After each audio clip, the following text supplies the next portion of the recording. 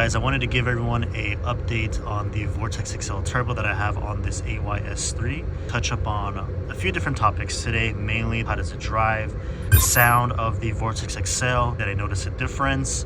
We're going to talk about spool up and also power delivery. So those 4 key points there, let's discuss them each one by one. When it comes to just kind of like daily driving and whatnot, this thing, I mean, you couldn't even tell the difference that it was an upgraded turbo. It feels identical to the stock turbo, guys, so I wouldn't expect much of a difference there. Really just cruising, to be honest. And then when it comes to these transmissions, jumping from the manual GT that I used to own to this DSG 7-speed, this thing has 2 different personalities. And what I mean by that is, if you're in regular drive mode like this, it's like a race to... There, let me close this out. There you go. So it's like a race to 5th or 6th gear. This thing doesn't even want to go past 3.5K RPM. But if we go into sport mode, we'll click that down. You'll see, if we kind of just get on it a little bit, it goes a little bit more, but... Well, first gear is very short. We would have to do second gear, but there's a lot of traffic, so... You couldn't even tell that this was an upgraded turbo. It feels identical to stock, other than the little exhaust or turbo whistle that you hear.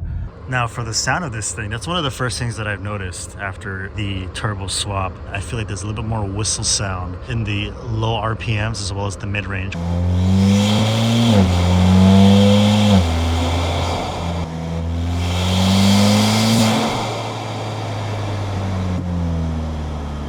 Once you get higher up, you don't really notice as much. The engine just gets loud, but down low and in the mid-range, you do hear that whistle sound more than you did on the factory Continental turbo, so that is pretty nice.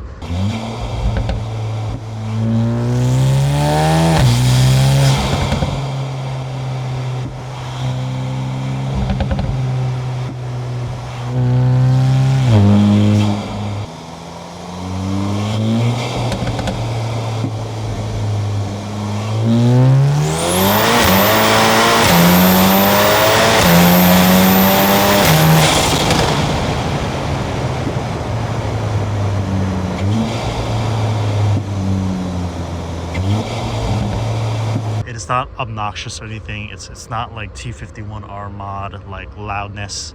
You know, you're not riding in a Supra Mark IV or anything like that, but it is a little bit more pronounced over stock, kind of like OEM Plus.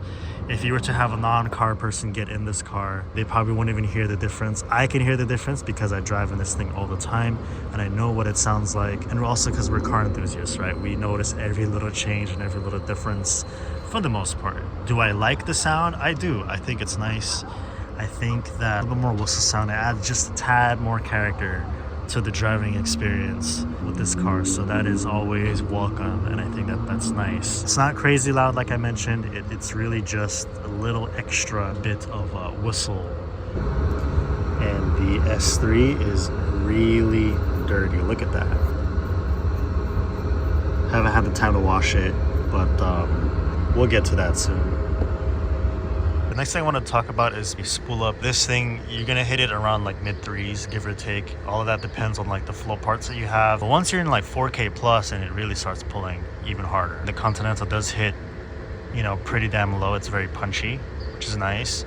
This one, right, when anytime you upgrade the turbo, guys, and you add bigger wheels, you're going to sacrifice a little bit of low end for more top end. And I think in this application with this turbocharger, you sacrifice a little bit, but you get a lot more top end flow. So I think it's really nice. Once you are in boost threshold, so once you're 3.5, let's say a 4K plus RPMs, this thing, it really doesn't take that long to spool up. Some of these runs that I've done, I didn't even need to brake boost. This thing is pretty responsive, which is nice, and I like that. The GTI Mark 7 that I had, I felt like that one had just a little bit more lag on the Vortex XL, and I think that could partly be because, correct me if I'm wrong, guys, I feel like that could partly be because of the longer gearing, and it was front-wheel drive. It was tuned to not spin. That could be why this car with the DSG, maybe the tighter gear ratios just revs up just a tad quicker, or maybe it's all just in my head and placebo.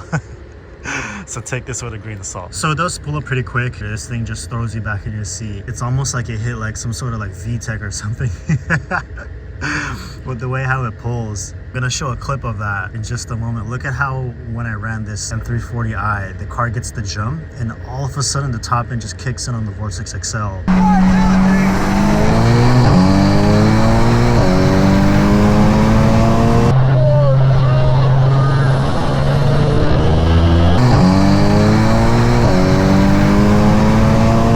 Starts pulling real damn hard. You get the initial thrust under takeoff, like when you floor it, and once it's like fully spooled up, man, it just pulls. And I'm just, you know, trying to explain what it feels like in the driver's seat on the butt dyno, right? With that. So right now that we touched up on all the other areas, let's finally discuss power delivery, because that's probably why most of you have clicked this video. So I never dynoed my stock turbo S3, and I also have not dynoed the Vortex XL setup that's currently on the car. However, EQT did release their own dyno results from their shop car, which is a Mark 8 Golf R, for those two turbos, for the stock turbo and one for the Vortex XL. Now, what I did here was I created my own graph. So what you see in front of you right now, this is a stock turbo. So this blue line represents the horsepower levels on a tuned stage 2 car. I did include the RPM numbers and the stock turbo horsepower numbers to the left of this graph so you can reference. And all of these are pulled in from the existing dyno sheets that EQT posted online. So take this with a grain of salt. Obviously, this isn't my car. It's not my dyno, etc., etc. Every dyno reads different. Everyone has different bolt-ons. So take it with a grain of salt. Again, these are just estimates and my interpretation of both of these setups, right, between a stock turbo and a hybrid Mark 8 turbo. If you made it this far in the video, you probably do want to see this. Let's continue.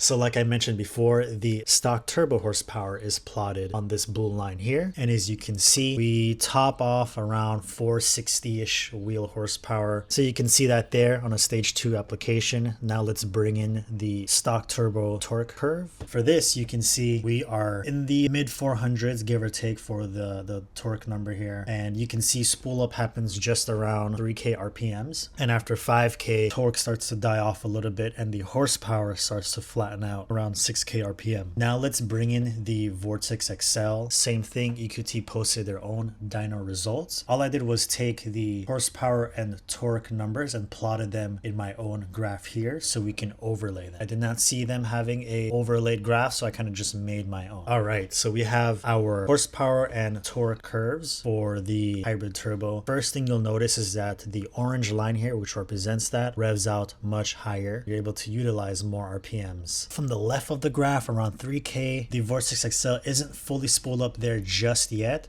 but if you just hold off till about 3,500 mid threes, you're able to get similar numbers to that stock turbo, if not just a smidge more. This kind of explains what I feel in the driver's seat from city driving and whatnot. 3.5K, 4K RPMs, it feels like it could be stock turbo, if not just a smidge quicker. 4K RPMs, the orange line is still a bit higher. You do get a slight power bump there. And then as we hit 5K, this is where it starts to get really, really interesting. The torque starts to drop off on the stock Continental Turbo after 5K. But on the Vortex XL, this is where it starts to outperform stock turbo even more. It maintains that power all the way through 6K and also 7K RPMs. It holds that very, very well. And that's where you get the biggest power difference. After 5K, this thing is just explosive with the shifts and everything and throwing you back in your seat. It's really, really nice. That's where you notice the biggest difference. It just breathes better up top. Again, this is a stock motor car, so you know you are limited by that torque. Most Gen 3 cars are running around 450-ish wheel torque. For the Gen 4 applications, they're kind of keeping it around that same torque figure to preserve the stock internals. So let's take a closer look. I also made this full picture here. You see, look at the bottom left, it shows the RPMs and also shows the delta between these two turbos. So take a closer look at this. Like I said, download 2500 RPMs, 3K RPMs. The stock turbo is showing 30 horsepower more, and then as soon as you hit 3500 RPM, guys, that's where things balance out. The Vortex XL gains about 10 horsepower above the stock Continental Turbo, and then it just starts to build up more and more. 4500 to 5K 7k RPMs. The horsepower number isn't that much of a difference, but you do get a little bit more torque there. 5500 is where you start to see a big difference, right? We're up 35 horsepower and about 40 wheel torque. And then 6k it just climbs, 6500 it just climbs even more. So about 6500 you are up about 90 horsepower, guys. That's a lot. That's a lot to the wheels, and you'll feel that. And also 80 wheel torque, 7k RPMs. I didn't include anything there because there's no comparison. The stock turbo stops revving out to about 6500, give or take. I think some people could rev it out to 7k, but you're really pushing it and you would need added fuel such as MPI to do that. So very, very interesting to see.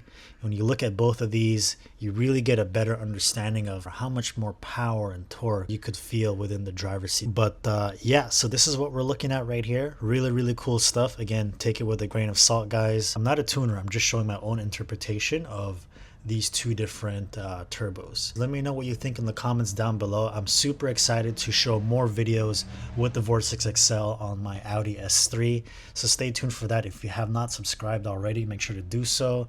Give the video a like, it helps the channel grow, guys, and I hope to catch you on the next one. Peace.